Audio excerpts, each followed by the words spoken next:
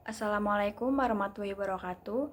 Perkenalkan, nama saya Putri Sasi Kirani dari Prodi S1 Fisioterapi Universitas Muhammadiyah Pakajangan Pakalongan. Di sini saya akan menjelaskan sedikit tentang sistem integumen. Integumen sendiri itu berasal dari bahasa Yunani, yaitu integumentum, yang artinya penutup yang terdiri sebagian besar adalah kulit, rambut, kuku, dan kelenjar. Kemudian yang pertama ini adalah anatomi kulit. Kulit sendiri itu tersusun dari 3 lapisan utama, yaitu lapisan epidermis, kemudian lapisan dermis, dan yang terakhir adalah lapisan hipodermis. Nah, kemudian ini adalah gambar yang pertama. Mulai dari atas ini ada rambut, kemudian di sini sebelahnya ada pori-pori, kemudian di sini ada epidermis.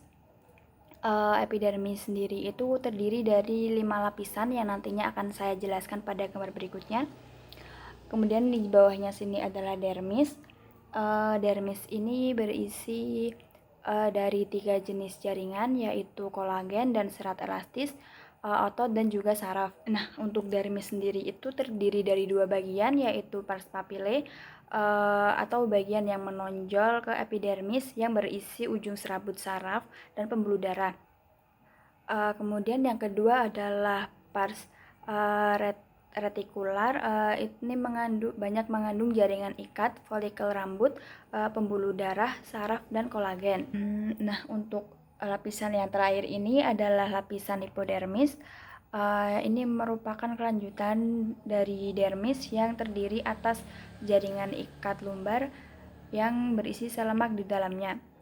Dalam lapisan hipodermis ini terdapat ujung saraf tepi, pembuluh darah, dan getah bening. Kemudian di sini ada erector pili muscle, kemudian di sini ada kelenjar subaceus atau kelenjar subasa atau bisa disebut dengan kelenjar minyak yang terdapat di seluruh permukaan kulit kecuali telapak tangan dan kaki. Kelenjar ini tuh terletak di samping akar rambut dan berfungsi untuk memberikan lapisan lemak. Nah, kemudian selanjutnya adalah kelenjar keringat. Kelenjar keringat ini terbagi atas kelenjar ekrin dan kelenjar epokrin. Kemudian yang di sebelah ini adalah dermal papillae. Kemudian di bawahnya adalah cold receptor atau reseptor dingin. Kemudian di bawah ini ada juga heat reseptor atau reseptor panas. Kemudian selanjutnya adalah pembuluh darah. Pembuluh darah itu yang warna merah ini. Kemudian di bawahnya ada jaringan penghubung. Kemudian selanjutnya adalah nerve, dan yang terakhir adalah fat lobules. Nah, kemudian ini gambar yang kedua adalah lapisan epidermis. Yang pertama adalah paling atas ini adalah stratum corneum.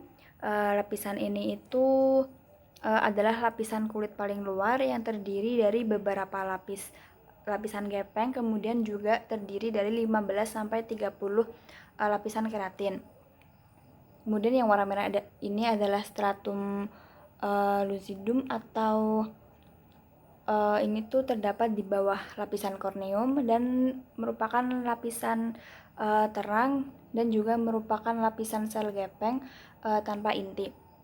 Lapisan itu hanya terdapat pada kulit tebal dan juga tampak lebih jelas di telapak tangan dan telapak kaki. Kemudian yang ketiga ini adalah stratum granulosum. Ini terdiri dari 2 sampai 3 lapisan sel gepeng.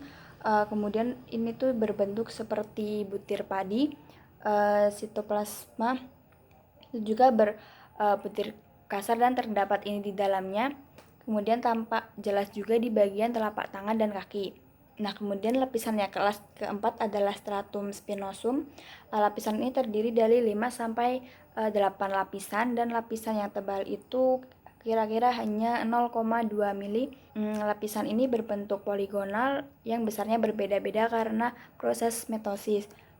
Kemudian lapisan ini itu juga untuk memproduksi keratin yang berfungsi untuk melembabkan kulit. Nah, kemudian lapisan yang terakhir adalah stratum basal. Ini merupakan epidermis yang paling dalam dan terdiri atas sel yang berbentuk kubus. Sel basal ini juga mengadakan mitosis yang berfungsi untuk reproduktif. Kemudian di bawah ini adalah basement membran dan yang terakhir ini adalah lapisan dermis. Kemudian yang selanjutnya adalah anatomi dari rambut. Ini yang pertama, lapisan paling dalam adalah medula. Kemudian di sini adalah korteks atau bagian pembungkus dari medula ini. Kemudian yang warna coklat kecil ini adalah hair cuticule. Kemudian ini bagian akar dalam. Bagiannya itu ada cortical of inner, kemudian Huxley layers, dan yang terakhir adalah Henner's layer. Kemudian yang warna orange ini adalah akar bagian luarnya. Kemudian ini adalah jaringan penghubung. Kemudian yang ini adalah zona keratin. Zona keratosin. Kemudian yang ini adalah melanosit. Kemudian di sini adalah dividing cells. Kemudian yang terakhir ini adalah dermal papilla. Kemudian yang terakhir adalah anatomi kuku. Kuku sendiri adalah bagian terminal lapisan tanduk yang menebal. Akar kuku itu adalah bagian yang terbenang di kulit jari. Kemudian badan kuku itu sendiri berada di bagian atas jaringan lunak ujung jari. Kemudian pertumbuhan kuku itu sekitar 1 mili per minggu. Untuk fungsi kuku sendiri itu adalah untuk melindungi jari tangan. Nah, kemudian ini adalah anatomi dari kuku. Yang pertama adalah nail plate atau badan kuku. Badan kuku ini merupakan bagian kuku yang terbuka lepas dan merupakan bagian kuku yang terluas. Kemudian yang selanjutnya adalah nail groove atau alur kuku. Ini merupakan sisi kuku yang melengkung dan membentuk alur kuku. Kemudian di sini ada lunula yang berbentuk putih seperti bulan sabit dan berwarna putih, dan biasanya lebih besar di bagian ibu jari dan akan mengecil sampai ke jari kelingking. Nah, kemudian yang terakhir adalah eponicum. Ini adalah kulit tipis yang menutup kuku di bagian proksimal. Terdapat di bawah sini dan sangat tipis. Baik, mungkin itu saja yang dapat saya sampaikan. Apabila ada kesalahan, saya mohon maaf dan terima kasih. Wassalamualaikum warahmatullahi wabarakatuh.